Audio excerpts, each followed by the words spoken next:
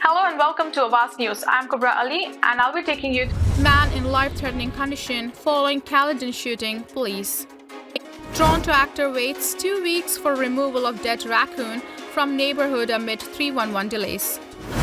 OPP warning of potentially lethal substance being mailed across Ontario. Man charged in sale of lethal substance appears in court, has case put over. More TTC changes are coming next week. Union threatens to disrupt Liberal Party convention if CRA doesn't offer fair deal. Megabus now offering hourly trips from Toronto to Montreal, increased service to Pearson Airport. These were the headlines and let's jump right into the Today, the city of Brampton celebrated Youth Week by opening its first ever official youth hub at the Susan Fennell Sportsplex. The opening ceremony was attended by local dignitaries, council colleagues, youth groups, youth residents, and members of the media. The Youth Hub is the first of its kind in Brampton and is designed to cater to the unique needs of youth by offering continuous access to leadership and engagement opportunities in arts, recreation, and civic engagement. The hub provides inclusive services and activities for youth ages 14 to 29, including access to recreation programs, social services support, mental health support, health and wellness programs, employment and career services, youth leadership and professional development, and other programming. The facility features cutting-edge technology, including a green screen for multiple programming opportunities and an e-sport area with multiple monitors for individual or group play. The opening of this youth hub is a significant step towards providing Brampton's youth with improved access to resources and programming.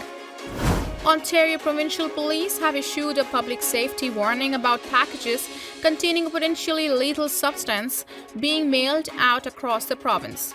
Police say the packages contain sodium nitrite and may have been sent to people at risk of self-harm. Sodium nitrite is a white crystalline substance used as a food additive and commonly found in processed meats. Overconsumption of the product can reduce oxygen levels, impair breathing, and even result in death. OPP say the packages are labeled as coming from In-Time Cuisine, Ambuca, Academic, Escape Mode, or IKEMAC. They are asking anyone who may have received or knows someone who has received an unexpected delivery from one of those businesses to immediately contact police. The ongoing investigation has found the packages may have been sent to more than a dozen communities across the province as well as other parts of the world. On Tuesday, Peel Regional Police laid 2 counts of counselling or aiding suicide against an Ontario man alleged to have marketed and distributed sodium nitrite to people at risk of self-harm. An Ontario man accused of selling a lethal substance to people at risk of self-harm has had his bail hearing put over until next week. Peel Regional Police arrested 57-year-old Kenneth Law on Tuesday and charged with him 2 counts of counselling or aiding suicide after investigating 2 recent deaths in the area. They allege the Mississauga, Ontario man used a series of websites to market and sell sodium nitrite, a substance commonly used to cure meats, but which can be deadly. Law appeared briefly in Brampton, Ontario court today, where his case was put over to next week. Peel Regional Police say their investigation has found that at least 1,200 packages they have not detailed what was in them were allegedly sent to 40 countries. A coroner's report from United Kingdom appears to point to at least 1 death by suicide in the UK that's linked to a postal box in Mississauga, Ontario, and a company named police have linked to the law. Ontario Provincial Police issued a public safety warning today about packages containing sodium nitrite being mailed out across the province that may have been sent to people at risk of self-harm. At least one of those companies lists a Kenneth Law as the site founder. It's been nearly 2 weeks since a Toronto actor called Animal Services requesting the removal of dead raccoon in her neighborhood. Since then, she's been documenting the lengthy wait on social media, drawing attention to ongoing 311 delays that have resulted in the shuttering of some of the city's cadaver removal services. Jean Yoon, downtown Toronto resident and actor best known for a role as Uma in CBC's Kim's Convenience, first shared an image of dead raccoon on Parliament Street in late April. At that point, it had been more than a week since she had submitted a 311 request for pickup, she said. At that time of publication, the dead raccoon remains on Parliament Street. Yoon first took to Twitter to voice her concerns on April 28, 9 days after she says she submitted her request for removal. On Tuesday, nearly 12 days after her first post, Yoon provided an update to Twitter, following of more than 40,000 users. On Wednesday afternoon, Yoon confirmed to Awaz News that raccoon had yet to be picked up. The Toronto actor is not alone in her experience. Toronto Animal Services TAS confirmed to Awaz News that it's currently experiencing delays in executing cadaver pickups amidst a high volume of service requests. As of Wednesday, the city says it's taking crews up to 5 days to respond to requests for the removal of dead animals. Reports of animal bites or attacks can be expected to be serviced in 3 days, while reports of stray dog attacks or other menacing reports should be serviced in 3 hours, the city says.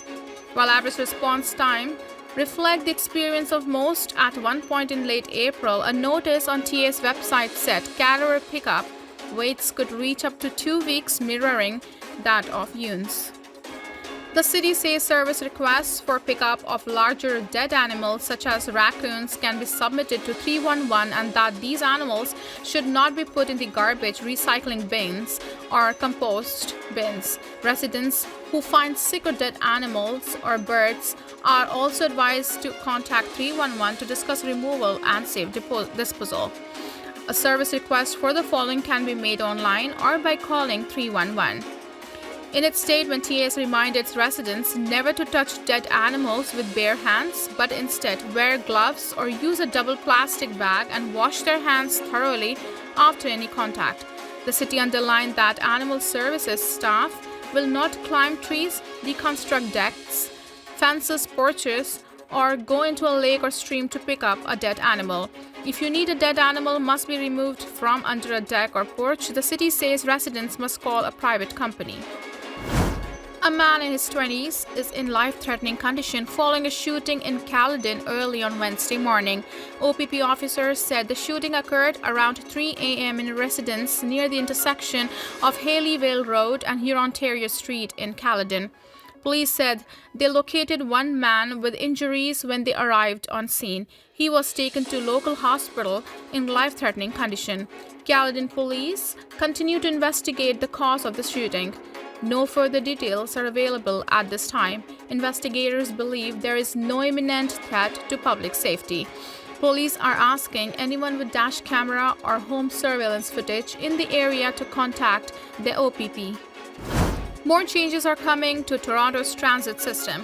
Starting on Sunday, May 7th, the TTC will roll out new schedules for some routes as well as new seasonal service for summer attractions around the city. The updates follow a major change in Toronto's downtown core, where a large portion of Queen Street is poised to be shut down until at least 2027. The TTC will introduce a new bus route, the 501B Queen, which will operate on Queen Street between Bathurst Street and Broadview Avenue and will divert via Bay Street, Richmond, King Street East and West, and Church Street. Here's what you can expect from the city's transit agency starting on Sunday. New seasonal routes to beaches and parks, extended service on the 902 Markham Road Express, reduced overnight wait times in North York, suspended streetcar service between Distillery Loop and Broadview Station, suspended streetcar service on Broadview Avenue and Gerrard Street East. The union representing Canada Revenue Agency workers says its members plan to show up at the Liberal Party of Canada's annual convention Thursday if their employer doesn't table a fair offer. Public Service Alliance of Canada representatives made the threat at a news conference about negotiations between its union of taxation employees and the CRA. Some 35,000 CRA workers are still on strike after the union reached tentative agreements with the Treasury Board on Monday for other bargaining groups. Aylward said the deal offered to CRA employees is less generous than what the federal government offered in those other deals. The agreements include 11.5% wage increases over 4 years, with an additional 0.5% group-specific allowance in the third year of the contracts. The union says the compounded wage increases add up to 12.6% over 4 years. Aylward said the government did not give the CRA long enough leash to negotiate the union's core demands, including wages, until Monday. The Liberal Party is holding its annual convention from Thursday to Saturday. Megabus, the popular discount bus company, is increasing its service ahead of the summer tourist season. Effective today, Megabus will offer daytime hourly trips from Toronto to Kingston and Montreal, which works out to 16 daily departures. In addition, all service coming from Montreal and Kingston towards Toronto will continue to Pearson International Airport after stopping downtown at Union Station. According to the company's online booking platform, most trips between Toronto and Montreal cost between $50 and $70 each way, while most trips between Toronto and Kingston cost between $40 and $50 each way. Megabus now also offers additional trips between Toronto, London, and Western University. Thursday through Monday, there will be 8 trips per day, more than double what had previously been offered.